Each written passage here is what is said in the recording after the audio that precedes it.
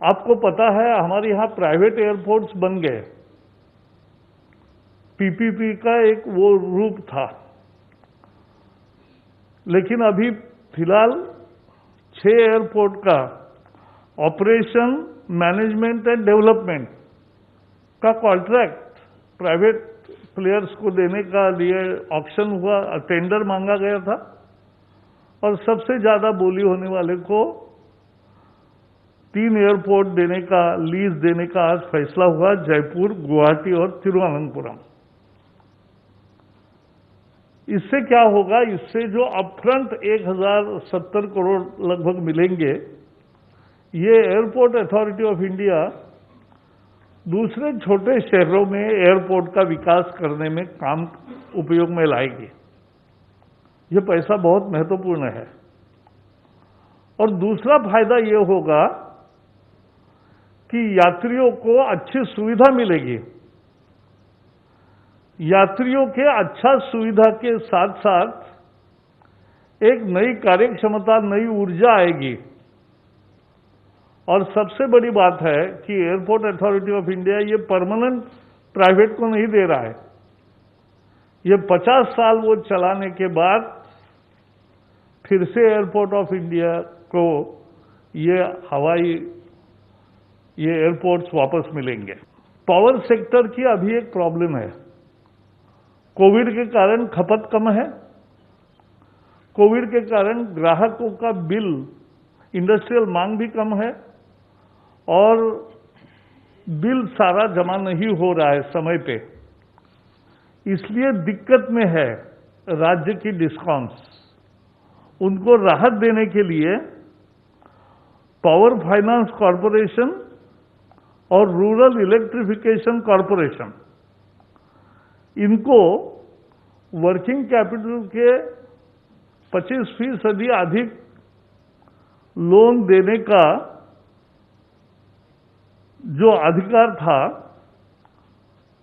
वो इस साल मिलेगा, above limit of working capital with cap of 25%। तो ये उनको आज ज्यादा लोन की रकम मिलेगी। उससे डिस्कॉम की लिक्विडिटी बढ़ेगी और डिस्कॉम्स काम कर सकेंगे, बिजली नहीं जाएगी। इसके लिए ये बहुत सुधार जरूरी था। तो कोविड के चलते जो उपाय सरकार लगातार कर रही है, उसमें ये भी एक उपाय महत्वपूर्ण है। आज नौकरी के लिए जो युवा होते हैं उनको बहुत परीक्षाएं देनी पड़ती है और उनको लगभग 20 रिक्रूटमेंट एजेंसीज है।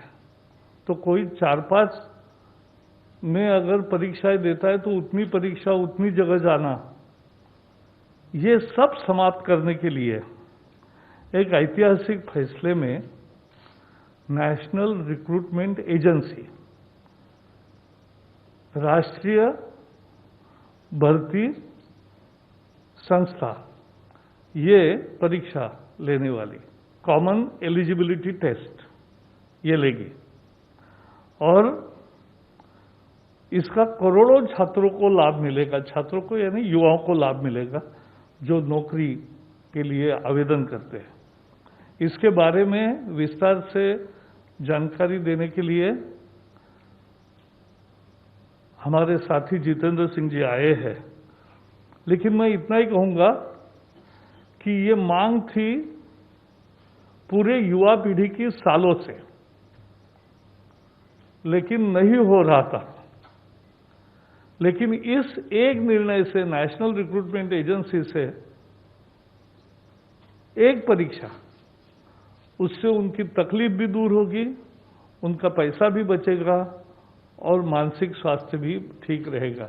This is a revolutionary reform and I think one of the most landmark reforms in the history of independent India. And it has been possible with the direct and the personal interest and intervention of Prime Minister Modi.